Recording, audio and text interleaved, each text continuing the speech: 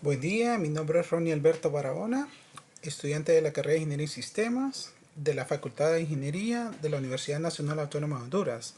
El día de hoy vamos a hablar un poco acerca del tema que se brindó en la clase de tópicos, requisito para la graduación, bajo la tutela del ingeniero Francisco Galdames. Vamos a hablar un poquito de lo que son de los métodos alternativos de resolución de conflictos. Dentro de esto vamos a hablar exactamente de lo que son los conflictos, el análisis de los conflictos y los métodos alternativos de resolución de conflictos, también conocido como RACs, también o MARCs, ¿verdad? Para ello vamos a hablar un poquito de lo que es la definición de lo que es un conflicto. Para algunos el conflicto lo ponen como algo muy grande, algo difícil de expresar, algo que es muy negativo, algo malo. Pero vamos a hablar en síntesis, que es una lucha expresada entre al menos dos partes interdependientes que persiguen metas que consideran incompatibles. Es una controversia o diferencia explícita de información, de intereses o de valores que ocurre entre al menos dos grupos o personas interdependientes que compiten entre sí. Pero existe una diferencia en lo que es el problema y el conflicto.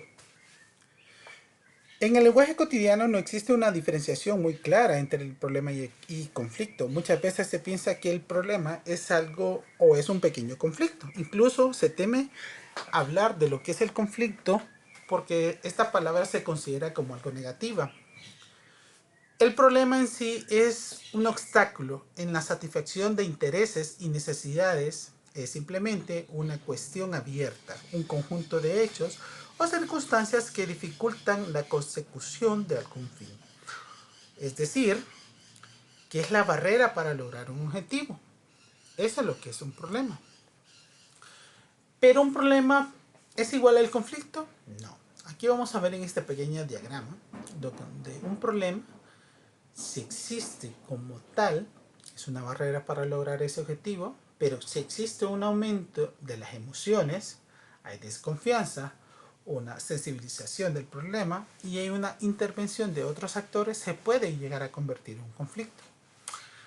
Es decir, llego tarde al trabajo porque no escuché la alarma de mi celular, ese es el problema, pero empiezo a generar en mi cabeza, es decir, voy a llegar tarde, me van a despedir, empiezo a ver a las personas que me ven, ya me van a acusar con mi jefe porque ya estoy llegando tarde, entonces entro esa parte emotiva, esas emociones se empiezan a alterar, ando de mal humor y puedo llegar a chocar con otra persona y ahí se convierte ya lo que es un conflicto o se origina lo que es el conflicto. El problema puede tener dos vías. Si existe un reclamo o no lo existe. Si no lo existe, el problema siempre va a estar ahí, puede ir creciendo, se puede hacer un efecto de bola de nieve y crecer algo grande hasta que estalle. Pero existe el reclamo. Este reclamo puede ser un rechazo total a esa solución o encontrar una solución en sí. El rechazo puede tener algo parcial o algo total. Si es algo parcial, puede llegar a una transacción que estén las dos partes de acuerdo. Pero si es un rechazo total, se genera lo que es el conflicto. ¿Qué causa lo que es el conflicto? ¿Qué causas tiene? Vamos a ver que existe una mala comunicación y desinformación, bienes o recursos en juego, herencias, por ejemplo, fuerzas estructurales inequitativas, gente que tiene mucho dinero o que es un político reconocido, que tiene fama versus otras personas, la diferenciación de valores o creencias, la religión a veces genera mucho la parte de los conflictos, igual otros valores o formas de ver los puntos de vista, como la parte del aborto, intereses incompatibles, las diferencias entre puntos de vista o las percepciones, todos somos diferentes, todos vemos el mundo de forma diferente, y la incompatibilidad entre algunas personas. Hay personas que su quehacer no es igual a las otras y tienen diferentes formas de opinión y de forma de comportarse. El conflicto y la violencia. Algunas veces escuchamos decir, los conflictos tienen que evitarse. No hay conflictos sin violencia. Todos los conflictos son malos. La intención de este aparato o esta investigación es ver que el hecho de que ocurra un conflicto no necesariamente implica que acabe en una situación violenta. Por lo tanto, no debe verse como algo negativo. Los conflictos son inherentes a nosotros y siempre van a estar vinculados porque nunca vamos a estar de acuerdo con otras personas. Entonces tenemos que aprender a convivir con ellos. Pero la violencia se puede dar de dos áreas. Lo que es la violencia visible, también conocida como violencia directa, que se manifiesta en agresión física, verbal, actitudinal, entre otras. La violencia no visible, que puede ser simbólica, cultural y estructural. La estructural suele estar profundamente arraigada en el tejido cultural. Es tan parte de la estructura social como lo que son las desigualdades, la pobreza, la falta de servicios básicos, educativos y de salud. La simbólica se refiere a aquellos aspectos como la religión, la cultura, la lengua, el arte, la ciencia. O sea que se discriminan a las personas por su cultura, ver de menos a las personas que son indígenas y así sucesivamente, ¿verdad? Vamos a entender esto ya con la pirámide de Galton. La pirámide de Galton menciona lo que es la violencia directa en este triángulo, que es causada por personas concretamente cometiendo actos intencionados, ¿verdad?, de destrucción contra otras, una agresión física o verbal. También tenemos la violencia estructural. Es derivada de la estructura del sistema de propiciar las causas que generan las inequidades sociales, políticas y económicas, el hambre, la falta de oportunidades, el desempleo, y una violencia cultural, aquella que legitima socialmente los tipos anteriores y fomenta su validación, aceptación y reproducción. Una determinada ideología, el machismo y el racismo, por ejemplo. Recuerden entonces que el conflicto tiene una doble dimensión. Puede ser algo destructivo y algo positivo. Podemos aprender de ellos o simplemente enseñarnos con las otras personas y estar en ese ciclo destructivo. También existen diferentes formas de comportarnos en un conflicto, según el nivel que estemos de preocupado hacia la otra persona o hacia uno mismo. Podemos ver aquí el esquema según estén más cerca o más bajo de lo que es la alta o baja preocupación por uno mismo o por la otra persona. Puede ser estos diferentes estilos de roles. No es lo mismo que nos comportemos de un conflicto con un ser que conozcamos, un amigo, un familiar, versus a un desconocido. Entonces podemos ver que podemos tener diferentes tipos de actitudes hacia ese conflicto. La idea es tratar de que sea un punto medio o un punto alto entre estas preocupaciones. Buscar negociar un punto medio entre las dos partes o llegar a que las dos partes ganen para alcanzar esa solución de esa forma o un comportamiento ideal. En síntesis, podemos decir entonces que el problema es una barrera, un obstáculo que se interpone para lograr lo que es el objetivo deseado. El conflicto es una relación entre dos o más partes, individuos o grupos que tienen o considera que tienen objetivos incompatibles. La violencia es un ejercicio de poder cuyo efecto pueden ser o no ser visibles, se pueden manifestar en cualquier esfera de nuestra vida. Y la paz es un estado de convivencia ciudadana basada en el respeto mutuo y en el marco de justicia social, equidad y interculturalidad que permite el manejo constructivo de estos conflictos. Vamos a hablar un poquito de lo que es la paz. Existen diferentes puntos de vista de lo que es la paz. Tenemos lo que es la paz negativa, la ausencia de violencia directa, pero existe un orden y un control en un tiempo de no guerra, como estamos pasando en nuestro país. Los militares salen a las calles a ver lo que es el proceso del orden, porque no existe una seguridad ciudadana que involucre a todos los actores, que existan lo que es oportunidades de empleo. Entonces, todo esto vincula a que la sociedad se sienta desprotegida, se siente insegura. Esa percepción de inseguridad genera muchas veces lo que es el temor a salir a las calles, por lo cual en respuesta nuestro gobierno lo que hace es mandar militares a la calle que puede hacer que brinden o no la seguridad que necesita la ciudadanía. La paz positiva es una utopía, es la ausencia de la violencia directa, estructurales y culturales, más la justicia social, donde todo sea igual para todos, donde tengamos las mismas oportunidades, los mismos beneficios. Esta es una utopía que no hemos alcanzado y no creo que alcancemos. Existe la que es la paz imperfecta, prácticas pacifistas y su interrelación. Existen actividades para satisfacer esta etapa de paz imperfecta, como campañas ambientales, apoyamos todos juntos una causa, pero no es una paz general donde todos están de acuerdo, sino que solo por ciertas causas. La paz transformadora, que es la que deberíamos de alcanzar todos, es una realidad es construida por los seres humanos en función de los estímulos que recepcionamos del medio de las necesidades basado en las 4 dimensiones. ¿Cuáles son estas dimensiones? Lo que es a nivel personal, a nivel social, a nivel estructural y a nivel ambiental. Buscando una paz transformadora alcanzaríamos que todos estemos de acuerdo y busquemos que cada uno de nosotros esté en paz con los diferentes bloques basados a esta área. Aquí les dejo este enlace que es contraviol.una.edu.hn, que es para que ustedes puedan investigar más acerca de esta información y puedan tener estos datos, ¿verdad? ¿Qué es el análisis del conflicto? Es un proceso para explorar y entender la realidad del conflicto desde varias miradas. Es una herramienta de análisis que nos ayuda a comprender el significado del conflicto, lo que se juega en la parte de cada una de las partes involucradas. ¿Qué herramientas existen? Lo que es el perfil básico del conflicto, fases del conflicto, la intensidad y duración, la cebolla del conflicto, el árbol del conflicto, la línea del tiempo y lo que es el mapeo de actores. Pero ¿cómo generamos un perfil básico del conflicto? Aquí se elaboran algunas preguntas en las cuales podemos dar lo que es el esquema a grandes rasgos de lo que es la situación del conflicto y que nos puede orientar a qué acciones tomar. Por ejemplo, ¿quiénes son los actores, primarios o secundarios? ¿Qué tipo de conflicto se trata? ¿Social, económico, ambiental? ¿Cuál es la ubicación geográfica, local, nacional, regional? ¿Qué resultados hay hasta la fecha que nos pueden dar ese panorama a grandes rasgos? Otro es lo que es la fase del conflicto. Aquí con un ejemplo acerca de lo que es la huelga de transportistas en nuestro país. Un preconflicto entonces aumenta el combustible.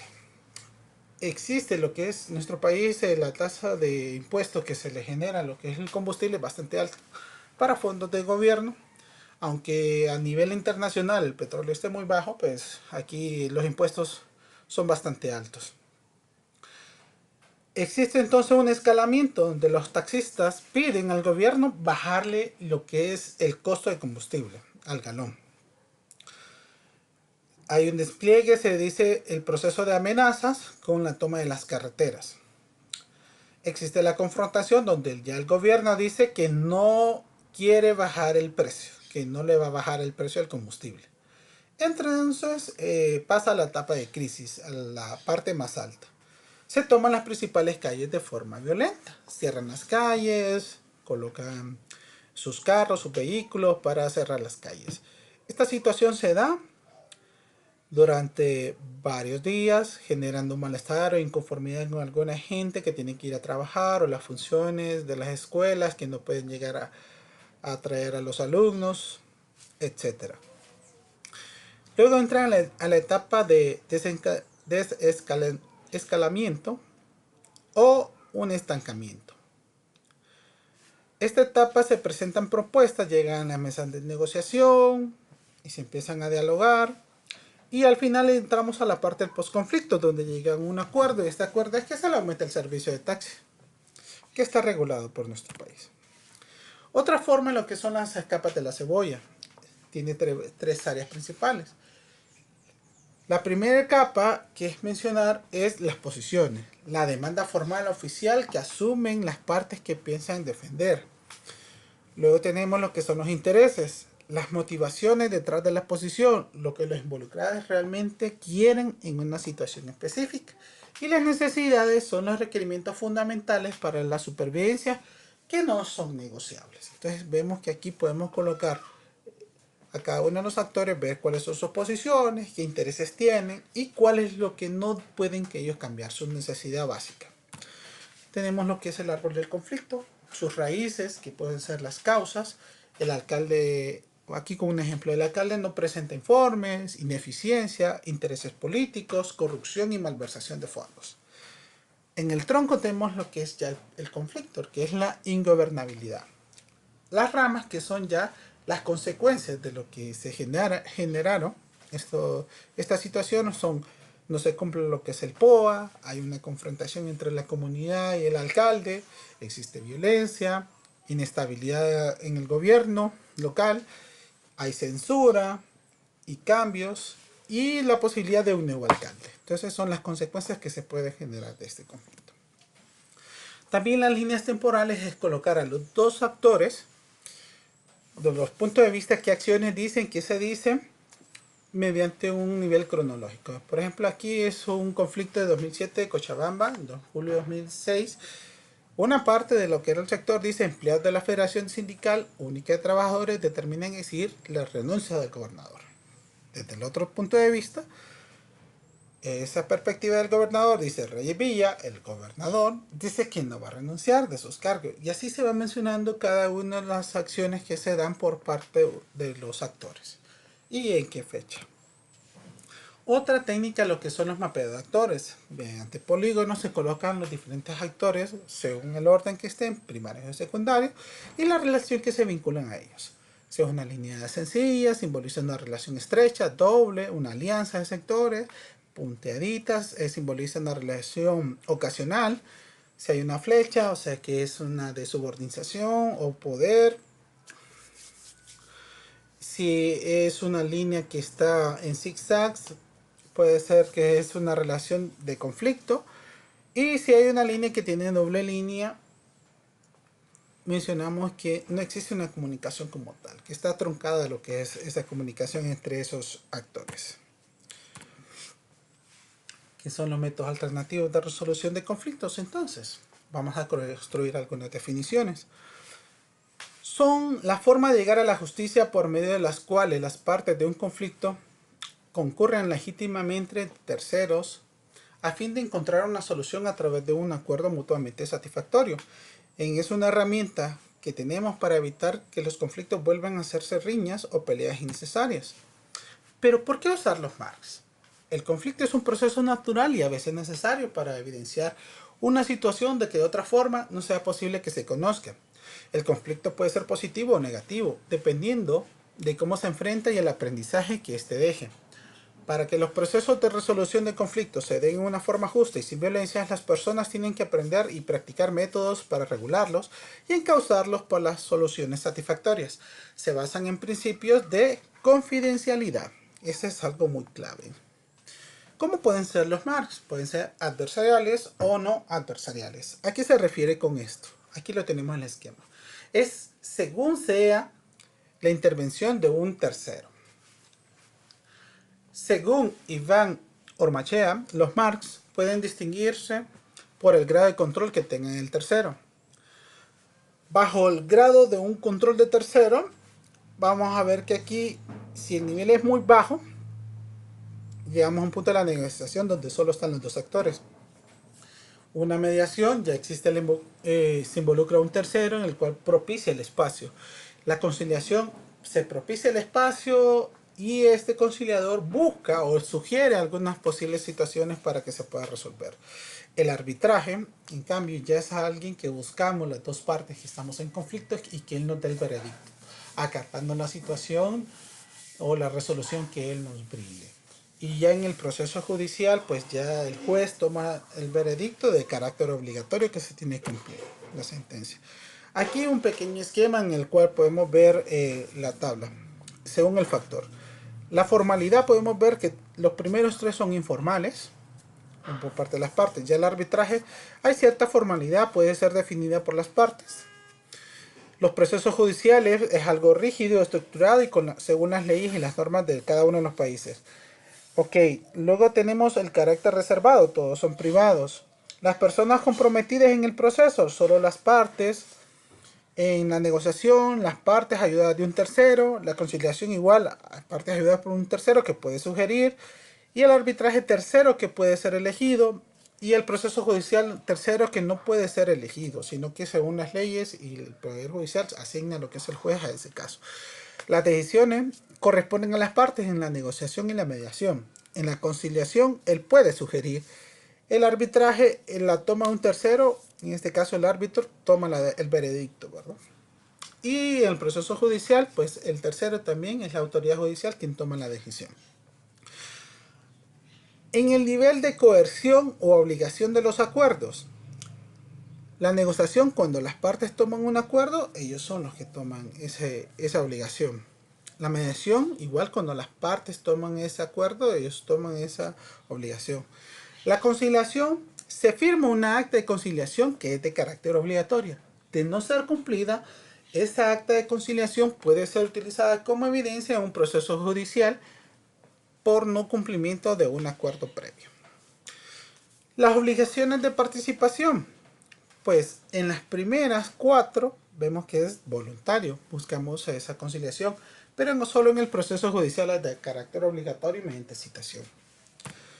¿Qué otros medios de resolución de conflictos existen o se practican? Lo que es el diálogo, que es el intercambio de perspectivas de experiencias, la concertación, que es un mecanismo que se utiliza en espacios en los que participan múltiples actores sociales, como empresas privadas, ONG, organizaciones de base, autoridades que implementan procesos de construcción de consensos. También existen los modos originarios o autóctonos de resolución de conflictos, como por ejemplo los caciques de algunas comunidades buscaban alguna situación o manera de resolver los conflictos sociales, como los mayas, los incas, etc.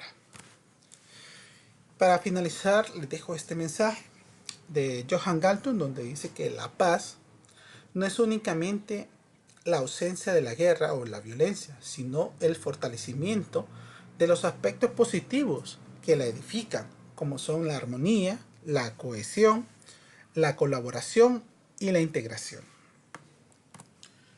Y para finalizar les dejo esta lectura o literatura recomendada donde hemos sacado esta información y a ustedes les puede servir en caso de que quieran indagar un poco más de la información, ya que este es un pequeño resumen de toda esta posición. Le agradecemos por su tiempo. Feliz día.